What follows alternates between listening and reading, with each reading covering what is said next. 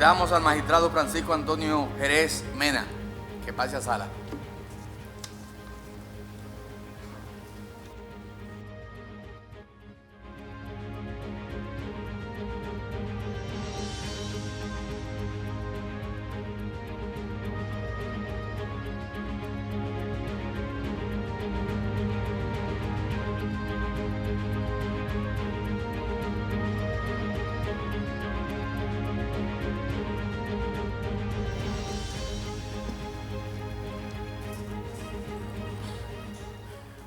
Magistrado, buenas tardes y bienvenido.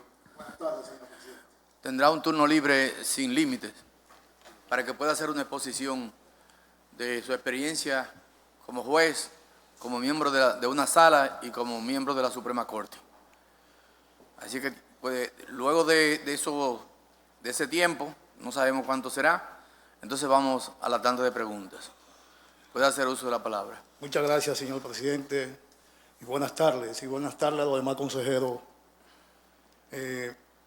Mi nombre es Francisco Antonio Jerez Mena. Actualmente presido la Sala Civil de la Suprema Corte de Justicia.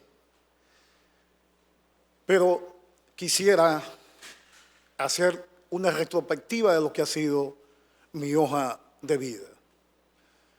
Egresado de la Escuela de Derecho de la Universidad Central del Este, posgrado en Derecho del Trabajo de la Universidad Autónoma de Santo Domingo, posgrado en Derecho Procesal Civil de la Pontificia y Católica Universidad Madre y Maestra, posgrado en Societario y Comercial de esa misma universidad, maestría en Derecho Fundamentales y Garantías Fundamentales de la Universidad Madre y Maestra.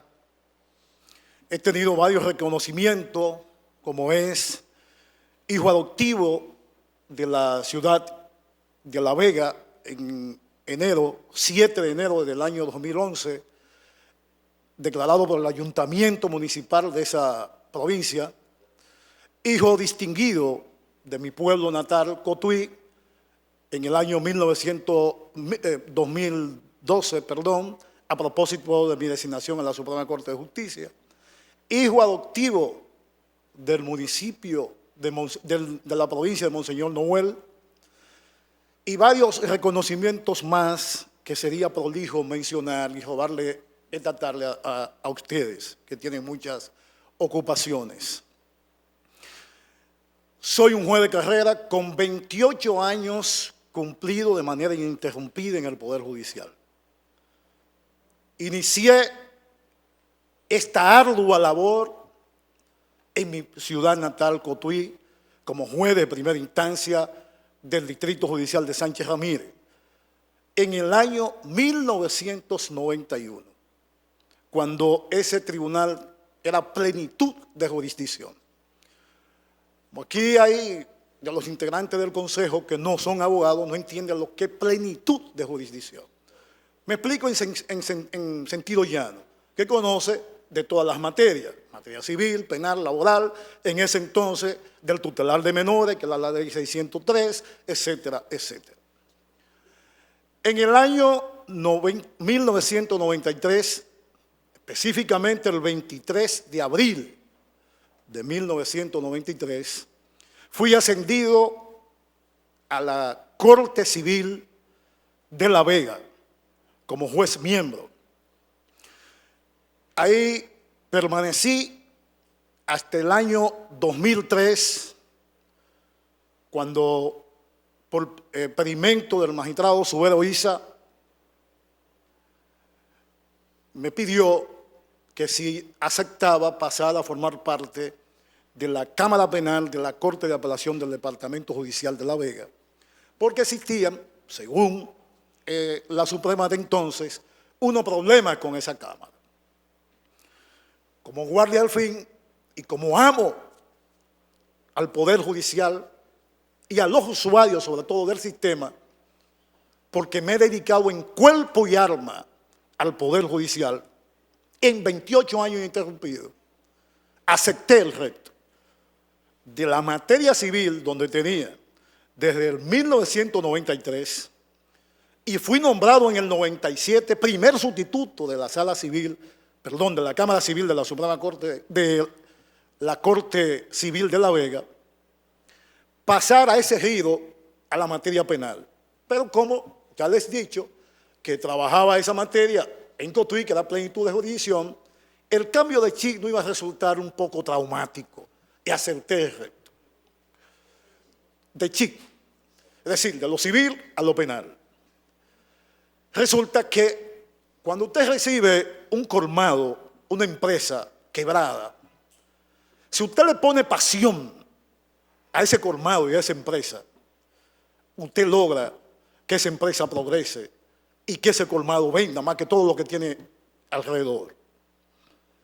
A esa corte yo le puse pasión y vida.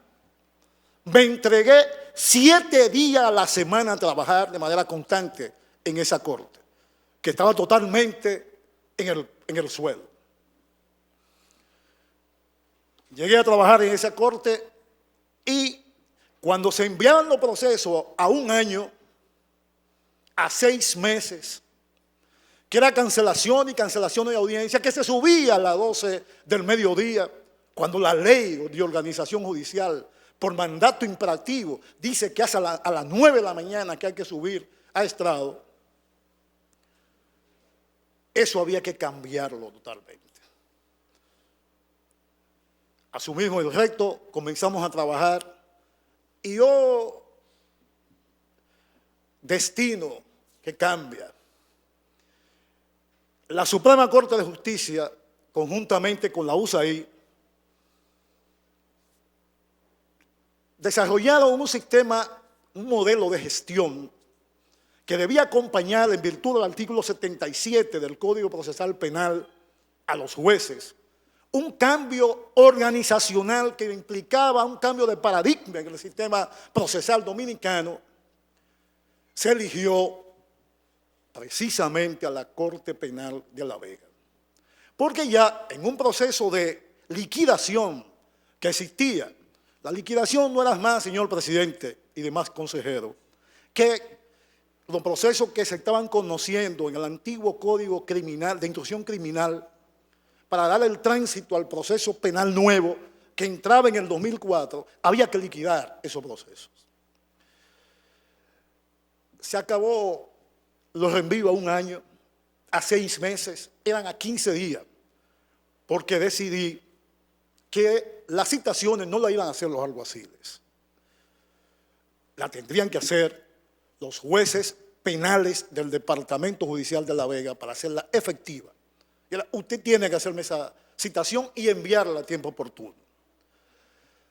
Los procesos comenzaron a conocerse, aunque de manera sacrificada, pero cuando tú luchas por tu país, trabajas por tu país, no hay tiempo, no hay horario, no hay límite que tú puedas entregar porque está entregándote a favor de los usuarios, que son los destinatarios finales del valor justicia. Esa justicia de a pie, que es la justicia penal, que es la que más requiere, valga el pleonasmo, del reclamo social. Esa justicia de los pobres. Y esa justicia es a la que hay que ponerle atención. Y eso hicimos. Los números comenzaron a crecer vertiginosamente. Y por eso se eligió ese departamento para dirigir ese despacho judicial penal. Nadie creía en ese modelo porque era vuelvo y reitero, era un cambio de paradigma. Y eso tiene mucha resistencia al cambio. El ser humano, por orden natural, se resiste al cambio.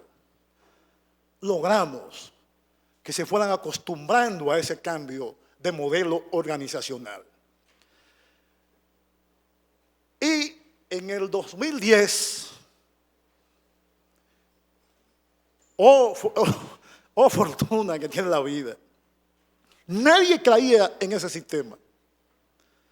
Se le ocurre al presidente de entonces, Subero Isa, de llamarme y decirme: magistrado, vamos a participar a propósito de la cumbre iberoamericana de poderes judiciales que se celebra en Brasil, con lo que usted ha hecho ahí, ese modelo de gestión que se ha hecho. Nadie sabe. Participamos en en ese espacio y ganamos el primer lugar del Premio Innovare Internacional como modelo de organización a nivel de Latinoamérica, Europa, porque competíamos con España, México, Puerto Rico, Costa Rica, Honduras y la República Dominicana. Ese pedazo de espacio, ese pequeño solar que es La Vega, se convirtió en referente internacional para el mundo de lo que era un modelo de organización de los tribunales. Las estadísticas crecieron, la organización creció, los jueces entendieron el cambio de paradigma que daba y la facilidad que era para ellos ese modelo de gestión. Ganamos el primer lugar. La Vega se convirtió no solamente en carnavalesca y olímpica, pero además culta, sino también en un referente internacional a nivel judicial. Porque eran delegaciones de Panamá, de Honduras, de Guatemala, de México, que venían ahí a ver lo que se hacía en la República Dominicana. Que dicho sea de paso, se construyó un sistema informático que se llamó, y se llama porque está en ejecución, el Supremo Plus, enteramente elaborado por técnicos dominicanos, y ese sistema está ahí dando sus frutos. A partir de entonces, ahí duré en la Corte Penal hasta que fui designado en diciembre del 2011 en la Suprema Corte de Justicia.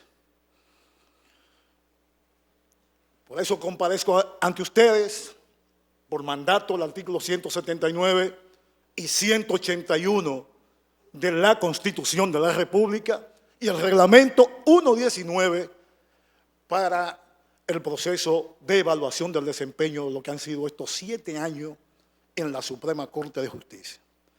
Que a título de adelanto debo decirle que en esa Suprema Corte de Justicia, desde enero del 2012, desayuno, almuerzo y ceno en esa Suprema Corte de Justicia. Repito, desayuno, almuerzo y ceno en esa Suprema Corte de Justicia. Porque llego a las 8 de la mañana a mis labores y a las 9 de la noche está el magistrado Jerez en su despacho trabajando para el bien de este país, para el bien de la justicia. Aunque no se ve, pero ahí están los hechos y lo vamos a ver a continuación. Tengo que quitarme los lentes porque precisamente la labor de 7 años ha acabado con mi vista, señor presidente. Al asumir esas funciones, nosotros encontramos allí, y es justo mencionar, bajo la gerencia de un hombre extraordinario, de esclarecida estirpe, como es el magistrado Julio César Castaño Guzmán. ¿Qué íbamos a hacer con lo encontrado allí? ¿Qué fue lo que encontramos? Pendiente de fallo, 4.199 expedientes. Incompletos, 3.386 expedientes. Pendientes de fijación de audiencia, 1.948. Pero cualquiera se asusta con estos números que vienen a continuación. Desde el 2012 al 2018 se agregaron a esos 9.533 expedientes que encontramos ahí, 18.513 expedientes entrados, lo que asciende a la totalidad, que asusta, de 28.046 expedientes. ¿Qué hacer con esos expedientes que están ahí, que requieren de la ciudadanía? Bueno, como decía Borges, de los laberintos solamente se sale por arriba. Enfrentar eso que está ahí. Enfrentar esos trabajos con una metodología trazada por el magistrado Julio César, que a la sazón era el presidente de la sala. Comenzamos a trabajar con mascarilla, con guantes plásticos, para esos papeles viejos que estaban ahí, esos expedientes viejos, que no se nos quitó una gripe jamás en la vida, todavía sufro de sinusitis, pero teníamos que trabajar, porque para eso nos nombraron. Y cuando juramos al cargo, la única fidelidad que nos quedaba era con la Suprema Corte de Justicia. ¿Cuáles fueron los resultados de los primeros 5 años de desempeño en esa Suprema Corte de Justicia? Al 16, 2012 al 16, 14.005 expedientes. 14.005 expedientes. Del 17 al 18, que fue el interregno que me tocó, no digo presidir, un término, me tocó dirigir o coordinar los trabajos de la sala, fallamos en apenas 2 años, señores, 7.055 expedientes, que ahí están. Para un total de todos los expedientes, para un total de 21.063 decisiones de la sala, que ahí están. No me lo cuente, dame la evidencia. Aquí le estoy dejando la evidencia al Consejo del Poder Judicial, al Consejo, Nacional de la Magistratura. ¿Qué significa esto? Esto no es bulto. Aquí está la relación por expediente de cada uno de esos 21.063 que hay ahí, que ustedes lo tienen depositado porque fue recibido en la Secretaría del Tribunal. 21.000 expedientes, de los cuales quien le habla sin jactancia, sin petulancia, sino siempre empapado del perfume de la humildad, que por los efectos de su refluvio es lo que más llega. Todas esas han pasado por mis manos, excepto aquella donde, por tener los abogados o las partes alguna vinculación directa con quien os habla, o de simple amistad, no opino, pero no pasan de 10. No pasan de 10. Luego, todas han pasado por mis manos en colaboración con los magistrados, porque la labor allí desarrollada ha sido una labor de conjunto. Recuerdo la palabra de Julio César, es la sala la que falla. Es una labor de conjunto, de todos los magistrados, y debo reconocerlo porque es justo, del trabajo decidido y del auxilio importante del personal humano, los recursos humanos con los que uno cuenta. Es un componente indispensable en cualquier organización que usted tenga. El oficinista, los secretarios, las abogadas y abogados ayudantes, quienes desde la salida del sol hasta el último resplandor de la tarde se entregan arduamente a esa labor para rendir hoy esos frutos. Por eso me excusan que hable así, pero es que vivo esto, porque esto lo he tenido en mis manos, todas estas cuestiones. Aquí está un detalle de todas las decisiones que han sido dictadas por año por esa sala civil y comercial. Ustedes la tienen también, pero debo oralizarla, porque de eso se trata. Rendir cuenta no es más, o evaluación de desempeño, además de usted decir lo que usted ha hecho en esos 7 años. ¿Qué tenemos? De acuerdo a los datos estadísticos realizados por el secretario al cierre del 2018, expedientes sujetos a celebración de audiencia, 2.767. Expediente pendiente de fallo, 2.619.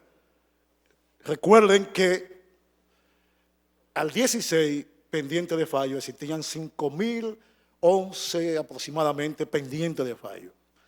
Al 18, 2.619. Expedientes incompletos, 1.181, para un total de 6.567. Pendiente de fallo, cuando recibimos una mora de casi 10.000 expedientes, llegar a 2.000, si no es un récord para entradas CUSPA-Estado, por lo menos debe ser un tema importante para que los usuarios del sistema se sientan un poco satisfechos, aunque todavía hay cuestiones pendientes que a su debido momento se irán fallando. Pero me toca a mí ya particularmente decir qué yo he hecho en esa sala. Aparte de que desayuno, almuerzo y ceno. Conforme al artículo 2 del reglamento 1.19, ustedes van a evaluar los aspectos técnicos.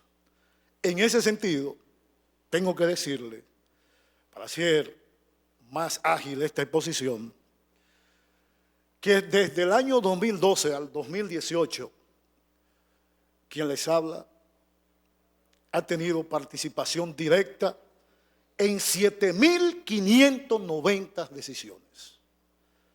7.590 decisiones. Y la divido de esta manera. 2012 al 22 de noviembre del 16, como juez miembro de la sala, 2.760 decisiones. Quiero hacer un paréntesis aquí con esas 2.700 decisiones, porque en el reporte que se hizo, hay unas 240 decisiones correspondientes al año 2012 que lamentablemente se olvidó incluirla ahí, por lo que llegamos a 3.000 decisiones. Pero eso no importa. Solamente le hago la salvedad como una corrección material, de error material que sucedió aquí. Y están ahí. Aquí están las 7.000 decisiones, relación de decisiones trabajadas por el magistrado Francisco Antonio Jerez, 2012-2018. Todas por año la relación de expediente. No me lo cuente, dame la evidencia. Ahí está. Todas las relaciones, ustedes lo tienen en su despacho. Del 22 de noviembre de 2016 a diciembre del 2018, en calidad de presidente de la sala o coordinador de la sala, se dictaron 4.830 decisiones. Pero eso no se queda, mi labor no se quedaba solamente en la sala, porque en una ocasión, y pido permiso al magistrado presidente Mariano Germán, que es como un padre para mí, cuando detectaba algunos problemas en las decisiones del Pleno, de salas reunidas, y algunas resoluciones dictadas en materia laboral, que también conoce el Pleno por mandato de la Ley Orgánica de la Suprema Corte de Justicia, en su artículo 14, letra E, es competencia del Pleno, porque déjeme decirle, señor presidente, que aquí se habla de salas reunidas, de Pleno, y usted a lo mejor dirá, pero ¿de qué que me están hablando? El Pleno es la conformación de todos los jueces, pero su competencia está conocer de las causas seguidas, el presidente, vicepresidente de la República, los altos funcionarios de la nación, etcétera. Y de la competencia que están atribuidas de manera expresa en el artículo 14 de la Ley Orgánica de la Suprema Corte de Justicia, la 91, modificada por la 2597. Ese es el Pleno. Salas reunidas solamente tiene una competencia, que cuando se reúnen las tres salas, la primera, la segunda y la tercera, y los jueves sesionan en un círculo, que parece que para demostrar la fuerza del grupo, porque es un círculo, se conocen aquellos recursos de casación que van a la Suprema Corte de Justicia, nuevamente a la sala reunida, cuando se trata del mismo punto que fue alcanzado por la primera casación. Pero eso ha sido interpretado por la mayoría del Pleno diciendo que no importa el punto que sea, va a la sala reunida. Pero eso es harina de otro costal. Eso es jurisdiccional y ahí no voy a llegar. Esas decisiones de sala reunida que el presidente me pidió, revísala tú, Jerez, antes de llevarla al Pleno, aunque yo la haya visto, ascendieron a un total de 1.592 sentencias correspondientes al Pleno y salas reunidas, revisadas por mí, que eran una especie de postre los miércoles cuando yo terminaba de almorzar, porque eso había que llevarlo al Pleno al otro día. Ustedes se imaginan por qué llego hasta las 9 de la noche. Pero eso no es nada, eso no es todo. Total de proyectos de sentencia de salas reunidas, motivadas, en coordinación con el magistrado presidente, 10. Total de decisiones, incluyendo las 7.590, asciende a 10.185 decisiones que han pasado por esta vista y por las manos, pero sobre todo por el corazón de quien os habla. Total de autos dictados bajo mi presidencia, 2017-2018, 2.158 autos. Comisiones rogatorias, eso es cuando coordinación con alguna entidad internacional piden comisión rogatoria a la Suprema Corte de Justicia para ejecutar cualquier tipo de acto de notificación, de cualquier interrogatorio que se quiera hacer fuera del país. Son 106 decisiones. Votos disidentes, 57 votos disidentes. Aquí están la del Pleno, la 1592, están aquí también detalladas, con nombres y todo,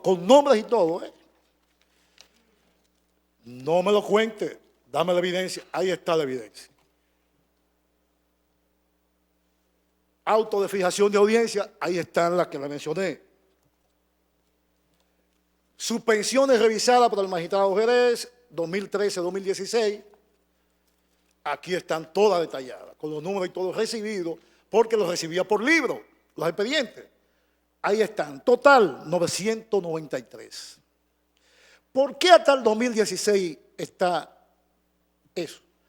Porque asumí, cuestión que no quería para el magistrado presidente, me dijo el 16, al nombrar al magistrado Julio César Castaño, en la Junta Central Electoral, me dijo, asume la presidencia de la sala provisionalmente. Yo no quería, yo dije, bueno, si es de consenso, porque ahí está mi hermano mayor, magistrado Cruzeta, que es mi hermano mayor, una amistad que no tiene mi sangre porque no salimos del mismo vientre, pero que surgió en el 93 y sigue incólume hasta el día de hoy. Y seguirá hasta que Dios nos mande a buscar. La magistrada Dulce y para la época la magistrada Marta Olga García estaba afectada de salud.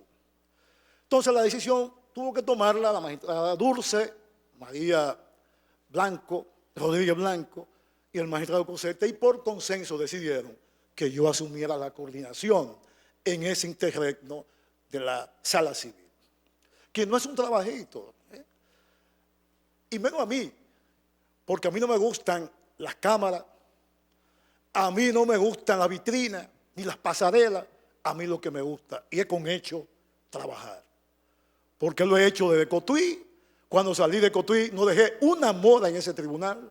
Cuando salí de la Corte Civil no dejé un expediente en mora de lo asignado por la magistrada Adelis Ricur. Cuando salí en el 2011 de la Corte Penal, no dejé un expediente pendiente de fallo, sino dejé a una Corte Penal que era referencia a nivel internacional. A nivel internacional. Y ahí están los datos. Ese artículo del reglamento, el artículo 2, también exige que se diga la cantidad de proyectos de sentencia aprobados y rechazados por sus respectivas salas. Aprobado los 7.590 que le dije, rechazado 0. Tiempo promedio de asignación, tal como lo exige el artículo 2 del reglamento 1.19, 30 días, porque se asignan por 30 días. Ya los expedientes de marzo, a pesar de que el juez que teme por su cargo ya no administra justicia, yo no creo en eso. Hay que seguir trabajando hasta el último día. Aunque las decisiones lo va a tomar este Consejo Nacional de la Magistratura el día 2, mañana la Sala Civil tiene deliberaciones de expedientes que fueron asignados en el mes de marzo. Con permiso, presidente.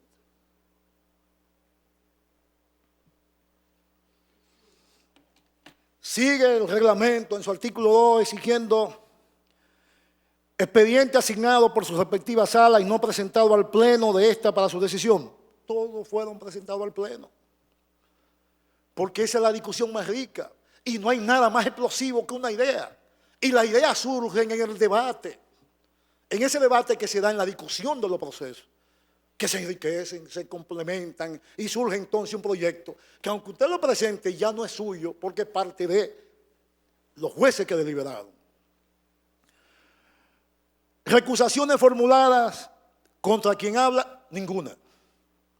De acuerdo a la certificación de fecha 22 de enero del 19. Inhibiciones presentadas por mí, ninguna.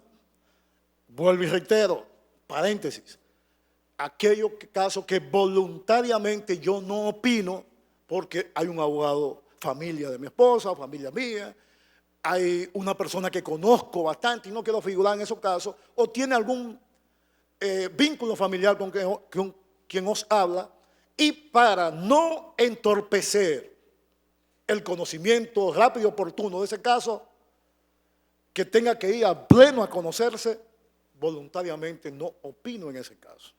Por lo tanto, no tengo recusación, no tengo inhibiciones. Aporte jurídico y voto disidente motivado. Estos son los votos disidentes motivados por el quien os habla. 57 votos disidentes. Lo ven voluminoso porque quise incluir la sentencia de la mayoría para que se vea el criterio por qué disiento de esos votos.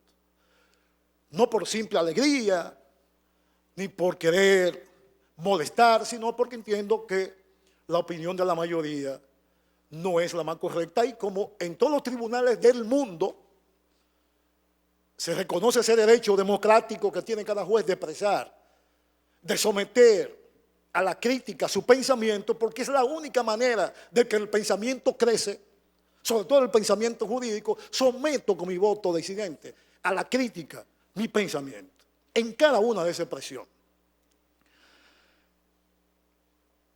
Cuando se refiere a los aportes jurídicos, esa sala, desde el 2012, y ya mi hermano Cruzeta lo dijo, por lo que no voy a cansarlo a ustedes con algunas decisiones que él citó, pero a título de ejemplo, se me ocurre que en el año 2012 se dictó una sentencia trascendental que fue la de los parqueos. La cuestión del hospedaje, del hotel, el parqueo que implica toda una complejidad de seguridad que tiene que dar también al que va a esa institución por razones de seguridad y hay su vehículo aparcado y para evitar que se lo puedan sustraer. Y le dan un ticket que lo mencionaba el magistrado Cruzeta. En el 2012 también se dictó una sentencia donde se declaró la imprescriptibilidad de la acción de paternidad. Antes del Tribunal Constitucional decir que era imprescriptible la acción, ya la Sala Civil en el 2012 lo había dicho. Lo había dicho en el 2012. Está la sentencia también del 2012, creo que de mayo del 2012, donde se cambió un viraje jurisprudencial sobre los gastos y honorarios, que su artículo 11 establece que no serán susceptibles de ningún recurso ordinario ni extraordinario. La Suprema anterior tenía el criterio que, aunque ese texto dijera que no era ni ordinario ni extraordinario, no incluía el recurso de casación.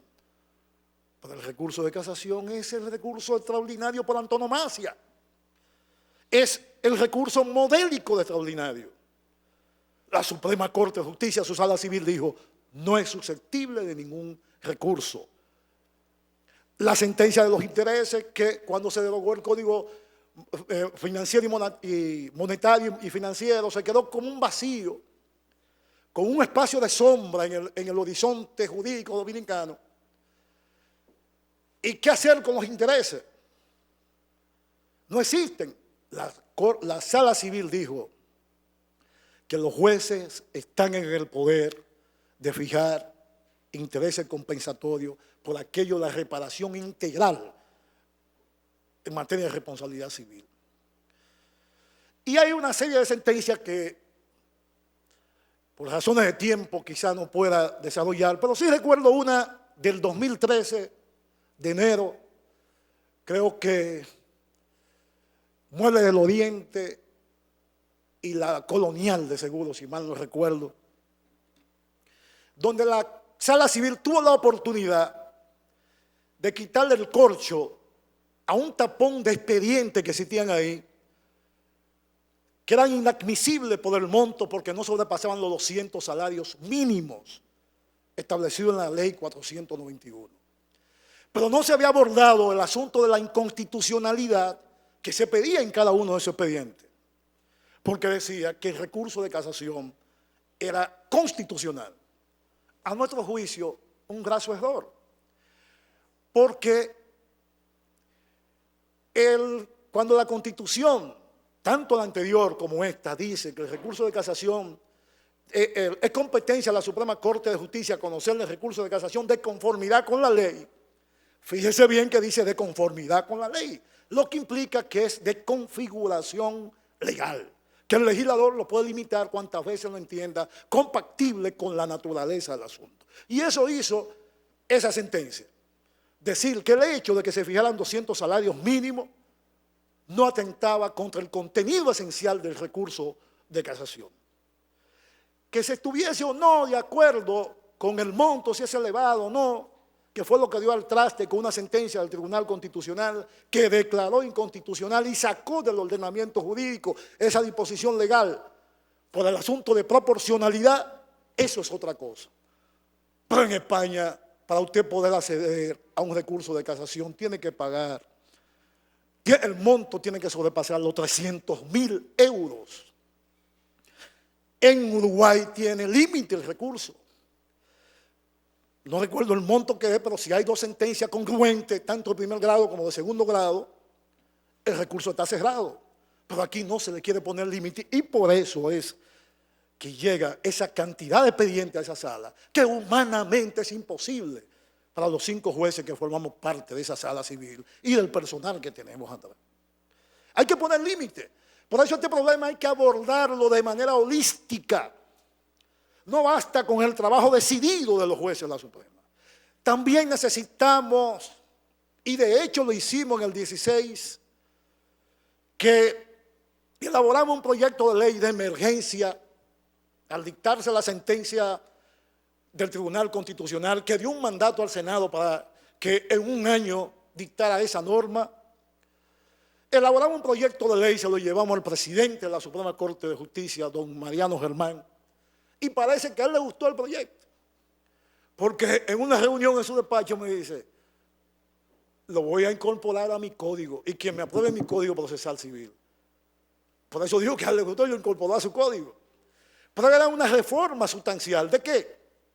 Para acabar con los incompletos, para acabar con esa cuestión innecesaria del defecto, las exclusiones, para acabar con esa audiencia que no tiene sentido, para que el proceso se ligue en el tribunal que dictó la sentencia y no que culmine llenando los anaqueles de la Secretaría General de la Suprema Corte de Justicia de papeles. Que, como sucede en la materia penal, el recurso se forme por ante el tribunal que dictó la sentencia impugnada y que se envíe completo a la jurisdicción que va a conocer el recurso de casación. Que se fije un tope de 100 salarios mínimos, porque la ratio decidendi, es decir, lo que fue el motivo decisorio del Tribunal Constitucional para llevarse esa ley y expulsarla del ordenamiento fue sencillamente que eran demasiados los 200 salarios mínimos. Los 200 salarios mínimos. De manera que es una labor holística, repito, que implica, y gracias a Dios que aquí están reunidos los 3 poderes del Estado, como decía el magistrado Cruzeta, y que quizás se pueda abordar esto tanto en lo legislativo y con la ayuda de la Suprema Corte de Justicia. Ese reglamento también me pide, ya estoy terminando, presidente, participación en programas de educación continuada en la escuela. Yo fui docente de la escuela de varias universidades del país, pero en el 96 tuve que dejar la escuela de la judicatura, en el 2006, perdón, y todas las universidades, porque tuve que dedicarme en cuerpo y alma al modelo de gestión de despacho penal de La Vega. Para hablar, tuve que dejar todo, porque tengo que dedicarme en cuerpo, corazón y alma a la sala civil, que es mi gran responsabilidad, como hombre, como profesional y como hombre comprometido con este país. Son los 7 días de la semana. Ahí trabajan hasta los sábados los empleados. Yo he ido sábados. No voy casi todos los sábados porque tengo que trasladarme los viernes a mi domicilio principal, que está en La Vega. Y los domingos tengo que ir a almorzar con los viejos. Perdón, con los viejos. Con la vieja actualmente, porque lamentablemente le dimos cristiana sepultura a mi padre el 31 de diciembre del próximo pasado.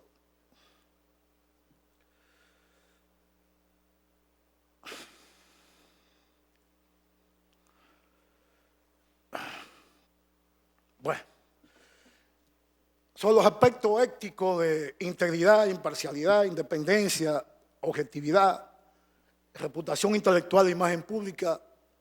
Yo dejo en las manos del presidente de la Suprema, que cuando ustedes estén deliberando, él pueda hablar de mi integridad en la Suprema Corte de Justicia, porque no me corresponde a mí hacer esa evaluación. De mi imparcialidad, de mi independencia, de mi objetividad, sobre todo donde él tiene control, que es en el Pleno y en las salas reunidas.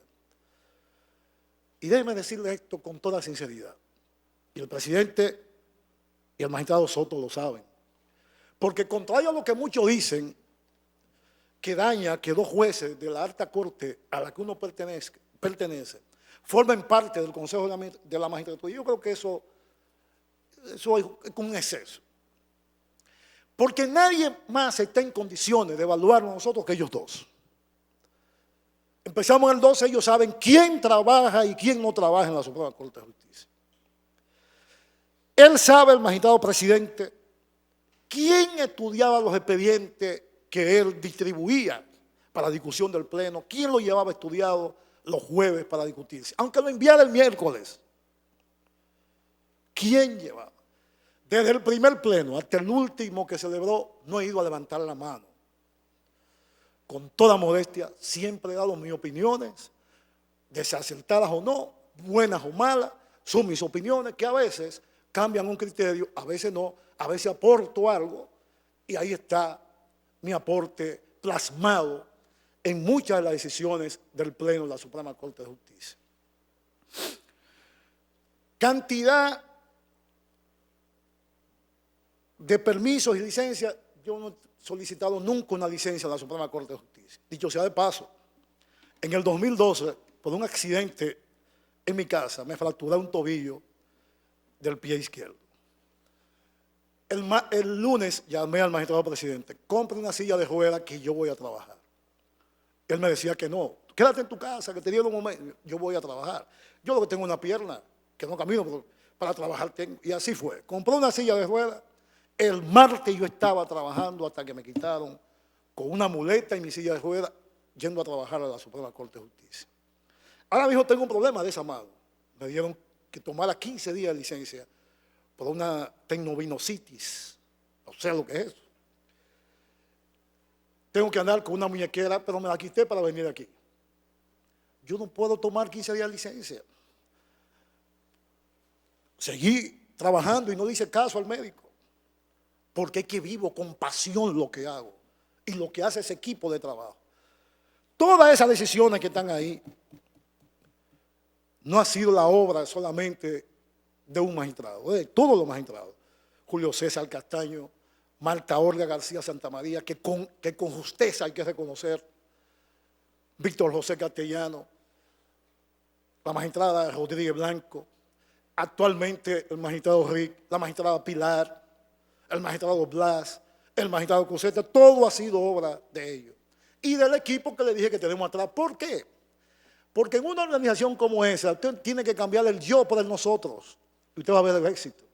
Usted tiene que guiarse por el paradigma que dice que caminando solo se avanza más rápidamente, pero en grupo se llega más lejos.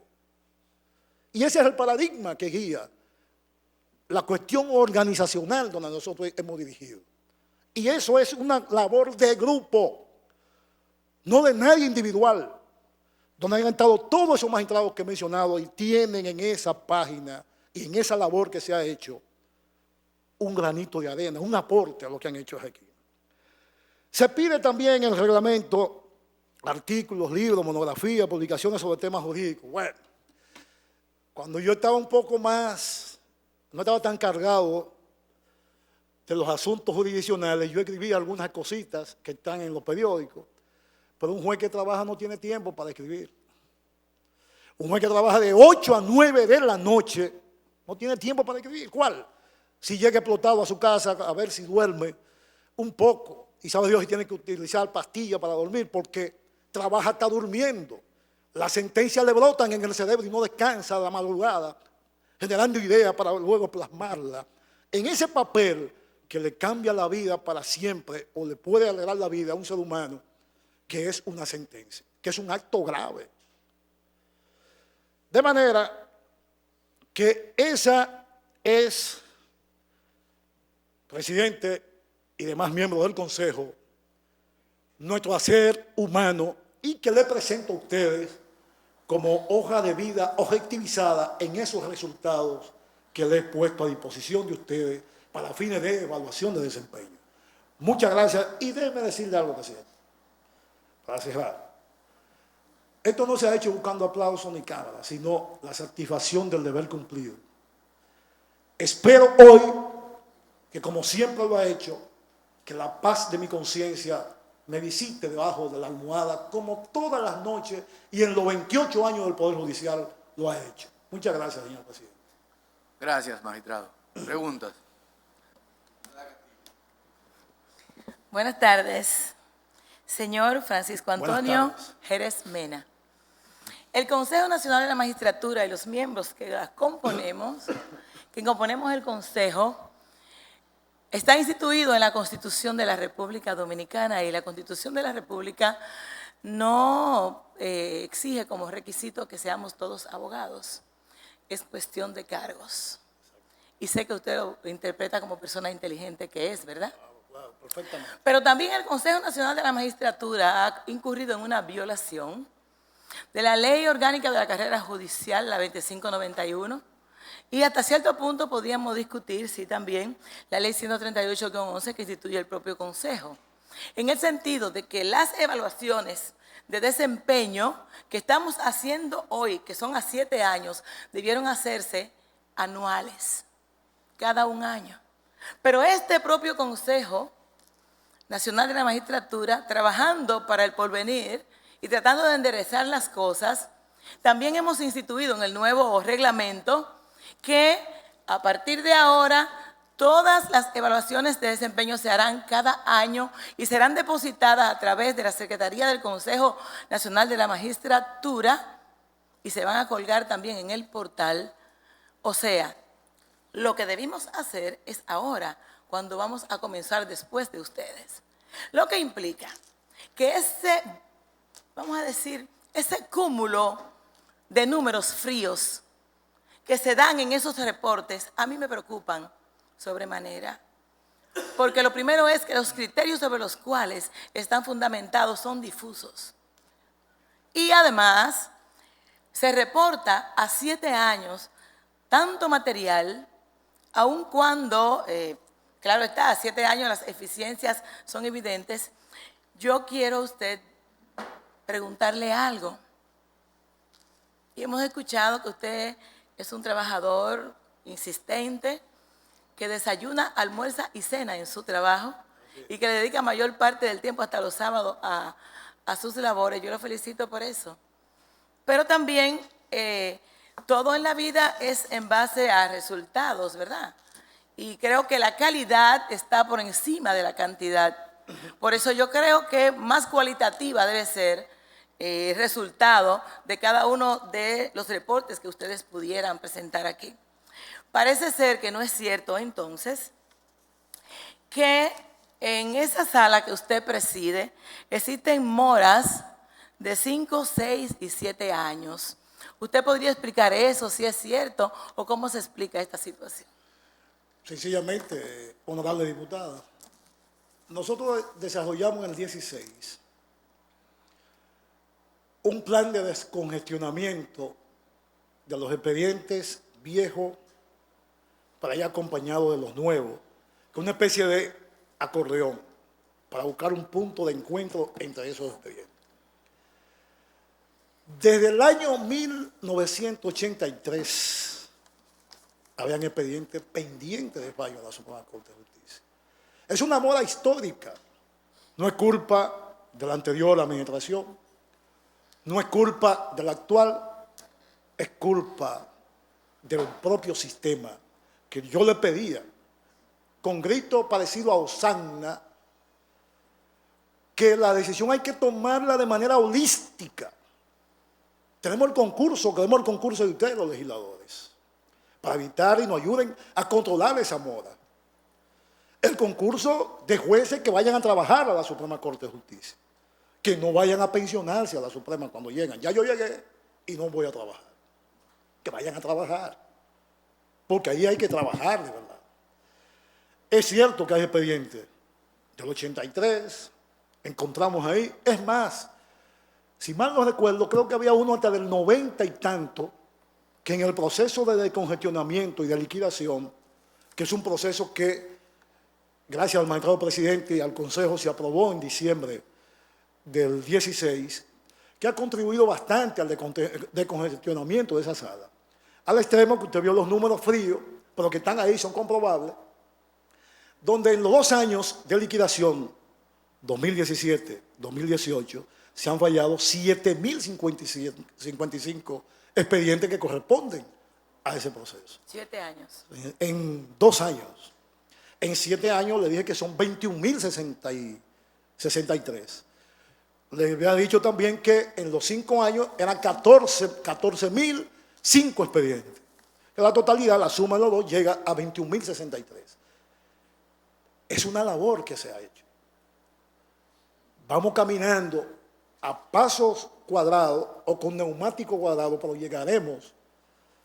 Si seguimos con ese ritmo de trabajo, y que me excuse el señor presidente que le voy a robar un eslogan, y si el Consejo entiende que esa labor que se ha hecho es merecedora de que uno continúe en la Suprema, vamos por más. Vamos por más. Y yo creo que lo podemos lograr. Porque si el hombre es capaz de volar como las aves y de nadar como los peces, es capaz de todo. Y con alas en los pies y fuego en el corazón, yo creo que se puede enfrentar esa moda. Con varias ayudas, yo creo que se puede enfrentar. Porque, ¿qué es lo que tenemos pendiente? 2.000 y pico de expedientes. Si en 2 años llegamos a 7.055, y los que nos quedan pendientes de fallos son 2.000 y pico, podemos abordarla esa moda. Pero probablemente esos que quedan pendientes de fallo no tienen 5, 6 y 7 años. Entonces, avancemos, porque probablemente hay gente que está muriendo ya, que está muy viejita y que precisamente está esperando los fallos de ustedes. Así que avancemos, trabajemos más. Honorable diputado, usted no sabe el dolor,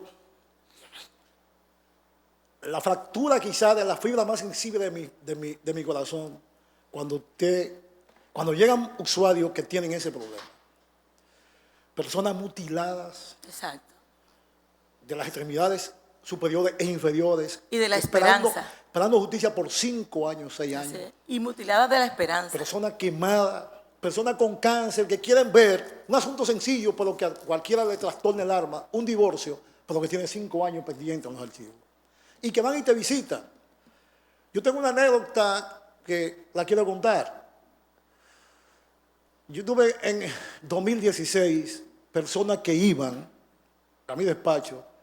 Yo no tengo ese protocolo para recibir al ciudadano. ¿Por qué? Porque el Palacio de Justicia es la casa del pueblo. Esa es la casa del pueblo, hay que recibir a todo el mundo. Que iban y me decían, a mí me mandó Dios a este despacho para que se agilice mi expediente. Y eran cosas que se mandaban a buscar inmediatamente en archivo. Y yo le decía, vengan el miércoles, porque hay lecturas los miércoles, que eso va a estar resuelto. Cuando veo que eran cosas muy sencillas. Ahora, hay casos complejos, porque abordar un expediente en materia civil no es lo mismo con todo respeto, que la materia laboral, que la materia procesal penal, porque ahí hay complejidades. Y eso hay que verlo con detenimiento, porque cualquier patrimonio se puede ir a pique con un error que se pueda cometer en una sentencia. Y eso hay que cuidarlo, porque eso también está vinculado a algo que no podemos jugar nunca, que es la seguridad jurídica, que atrae inversiones extranjeras a nuestro país. Gracias. Gracias. No hay más preguntas. Gracias, presidente.